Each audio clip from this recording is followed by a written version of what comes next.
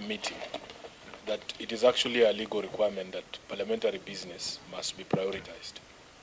The last time the governor was telling us, and he delivered a letter here at 8 a.m., just a few minutes before the meeting started, telling us that he was going for a burial.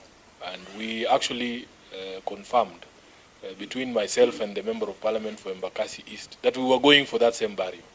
But we came to the committee first, executed our business at Parliament, and joined the governor at that same funeral, Mr. Speaker, Mr. Chair.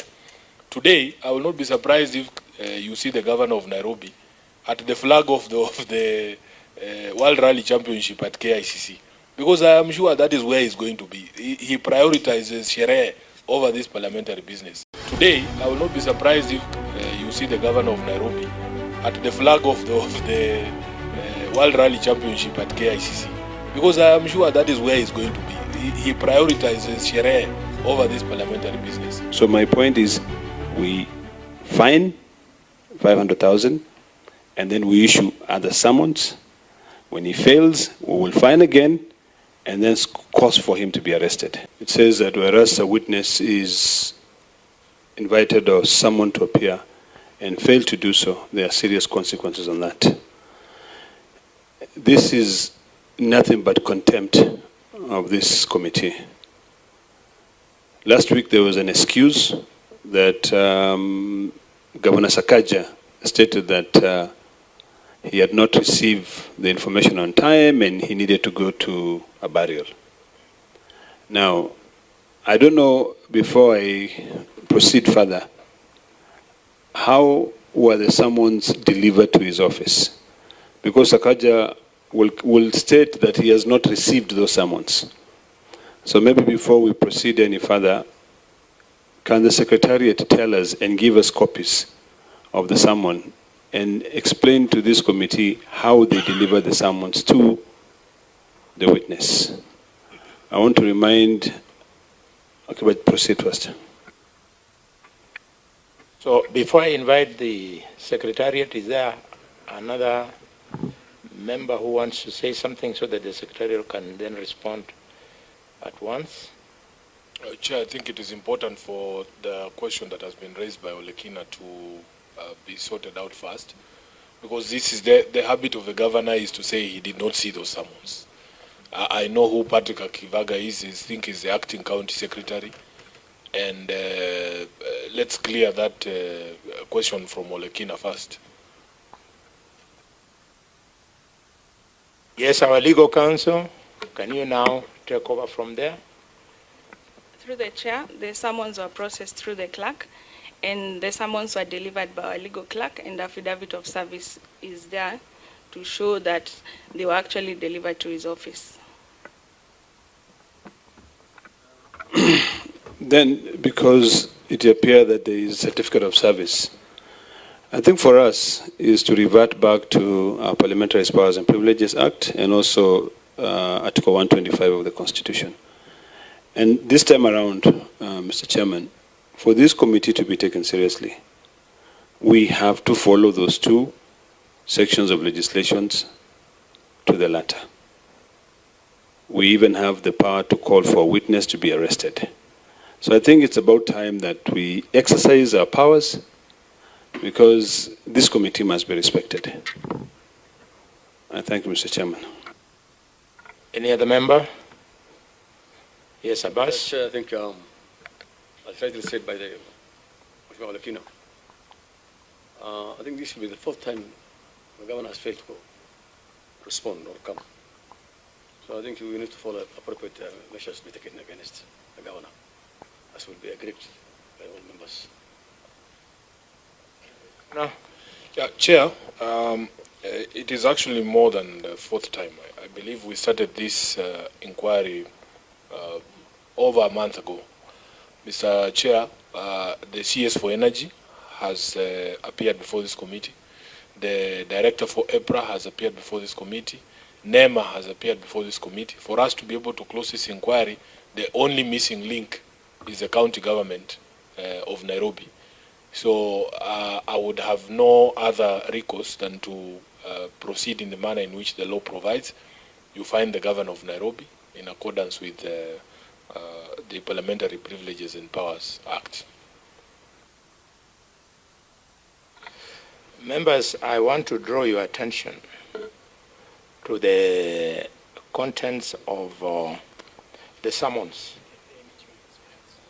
If you open in your file, you'll find it in these summons, or to produce the documentation required by the committee. And then one, the committee may impose upon you a fine not exceeding 500,000 shillings, or may order for your arrest pursuant to section 19/1 and /3, respectively, of the Parliamentary Powers and Privileges Act of 2017. And the two, you may also be guilty of an offense in terms of section 27/1, (a), Roman 1, and (c), Roman 2, respectively, of the Parliamentary Powers and Privileges Act 2017, for which you shall be liable on conviction to a fine not exceeding 200,000 shillings, or to an imprisonment for a term not exceeding 6 months, or to both such a fine and imprisonment. So that caution contains the various possibilities that on the government. Legal counsel. Through the chair, as per my inquiry, I was advised that we've always issued, when the governor is not there, we've always given the acting county secretary or the county secretary to receive the summons on behalf of the governor. So you're confirming that he was served? Yes. Good. Just read the section relating to summons, whether there is a requirement for personal service. Sorry? Read the section Yes. relating to summons, just to confirm whether there is a requirement for personal service. Okay. That is section 19(1), procedure if the witness fails to appear. Where a witness summoned does not appear or appears but fails to satisfy the relevant House of Parliament or committee, the relevant House or committee may impose upon the witness such fine not exceeding 500,000 shillings, having regard to witness condition in life and all the circumstances of the case. So there is no provision on service? Yeah. Okay. So, Chair, where there is no legal requirement, is there a...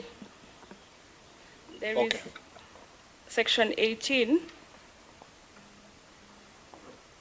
for the summons shall be served by a member of staff or police officer who is duly authorized by the clerk by delivering a copy of the summons to the person mentioned in the summons, or at the person's usual or last known place of residence, employment, or business, or left to the person who is over the age of 18 years and who resides or is employed at that place. Then that is clear, Chair. Yeah. Then in that case, Perfect. So members, the governor was properly served. So next step is, what do we do? Olekina? I think the first thing we do is to fine the governor the maximum of 500,000, which he has to pay through his pocket or through his own personal account. I know it might be cheap for governors who are now buying houses in Dubai, of course using public funds, but we need to fine and summon.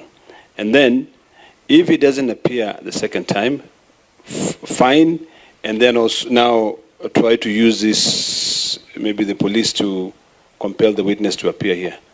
And I think we can be able to do that. So we have to do the extreme, because it's ridiculous. This guy has got no mercy. He has got no sympathy for the people who were affected. And he is allegedly the governor of Nairobi, you know, who should actually care for everyone who is affected by this issue. So my point is, we fine 500,000, and then we issue other summons. When he fails, we will fine again, and then cause for him to be arrested? Chair, there's a point that we made at the last meeting, that it is actually a legal requirement that parliamentary business must be prioritized. The last time the governor was telling us, and he delivered a letter here at 8 a.m., just a few minutes before the meeting started, telling us that he was going for a burial. And we actually confirmed between myself and the member of parliament for Embakasi East that we were going for that same burial. But we came to the committee first, executed our business at parliament, and joined the governor at that same funeral, Mr. Speaker, Mr. Chair. Today, I will not be surprised if you see the governor of Nairobi at the flag of the World Rally Championship at KICC, because I am sure that is where he's going to be. He prioritizes sherehe over this parliamentary business. That flag off is scheduled for 11 a.m. There was nothing to stop him from appearing here. I'm just speculating because I am sure I will see him there. There's nothing to stop him. I'm sure even the president who's going to do the flagging off is doing something before 11, you know. So parliamentary business for this governor has always taken a second, seat, a back seat. For him, it is not a priority. This is why I'm in agreement with my colleagues that you need to impose the fine, first of all, and resummon him. And Chair, if then he doesn't appear again, we will impose further fines until we get to the point where we are arresting him. I thank you. Very well. I think at this rate we might have to sit off camera and discuss what we should do with the governor of Nairobi.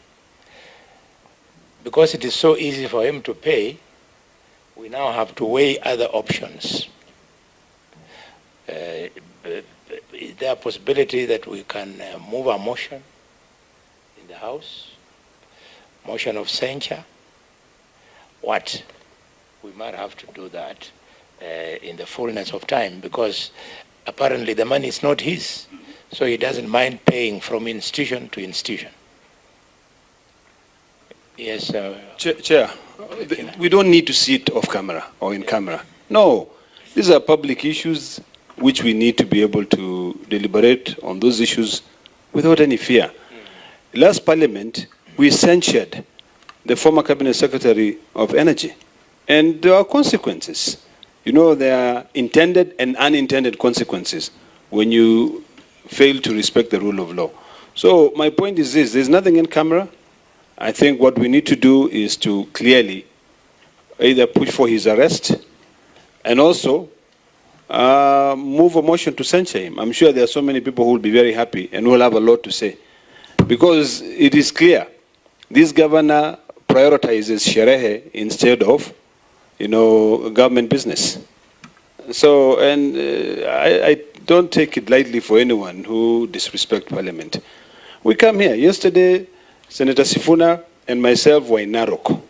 Senator Sifuna left Parliament, did parliamentary business, flew to Narok, flew back to Nairobi, and went back to Parliament. Of course, for me, because it was my county and everything, I delayed. But of course, with permission from my colleagues whom I shared, because it's a joint responsibility. We are here as ombudspersons of the citizens who have elected us. So my point is very clear. There's nothing in camera. I think what we do is very simple. We find the governor, even if he doesn't give a hoot in hell about the money, because of course he's going to use public money. Number two, and we issue summons and also cause for his arrest if he fails to appear. That's what the law says. In fact, legally, if you read Article 125 of the Constitution, it gives us that power. Even if that governor had traveled to Italy, we have the power to compel him to appear before this committee from that country. So really, I don't see why we are dilly-dallying here. We find someone, and I love your proposal of moving a censure motion. We've done that. Abbas. Honorable Chair, I think it's very unfortunate because Governor Sakaja is actually a member of the Senate, a two-term, and they understand the rules and regulations and the laws. And therefore, I will agree that he is fined and then respond. Failure to respond, then I think it's just has to be taken place. I support. Senator Lomenan, if you can put yourself on the record, and then in case you have an addition to what we are discussing. Thank you, Chair. I'm James Lomenan, Senator, Turkana County, member of this committee. I support the censure. Well, so the committee is decided that we are summoning this governor. When is the earliest? So the nearest date available is on 11th. We meet him on 11th in this chamber at 9 a.m. in the morning. And today he's going to pay a fine of 500,000. It is so decided. Next item. The next item is LB. Mr. Chairman, there was an issue, I don't know how far we've gone. In fact, there was a statement we were supposed to be deliberating on the cost of living, on the cost of electricity. And I think we had dealt with that, a similar issue before. Can we maybe get an update on those statements? And also it would be important for us to understand how many statements we have pending and what require these people to be summoned. Other statements from our colleagues in the House. Responses and giving it to our colleagues, because our colleagues feel like we are not doing the job. When you just get a response and you give it to the colleague, they don't have an opportunity to interrogate the responses. So we should have a tradition of making sure that we invite the person who the statement is sought from to appear. And then the senator who has also issued the statement should also come here so that they can clarify those issues. And then we deal with that issue. Then on top of that, it will be important for the Secretariat to give the chairperson an update, because at House Business, we now want to see all chairpersons, delivering an update of the work that they're doing for their committees. This is noted. We will write to the CS and invite him for a meeting with all the statements that are pending for him to come and respond to all of them. And we shall then invite the senators who requested the statements to come if they're for any clarifications. Very well. In fact, what Senator Olekina said is the practice we are using at the Committee of Finance and Budget. We normally ask the CS, National Treasury, with the member who raised the question, who raised the statement, so that upon his giving an answer, there are supplementary issues which can only be articulated best by the person who raised the statement. So maybe we should make it our standard procedure here as well. That is noted, Chair. You're welcome. There being no other business, I now adjourn the meeting until the date you'll be informed, possibly on 11th. Thank you. Sorry. Asanteni sana.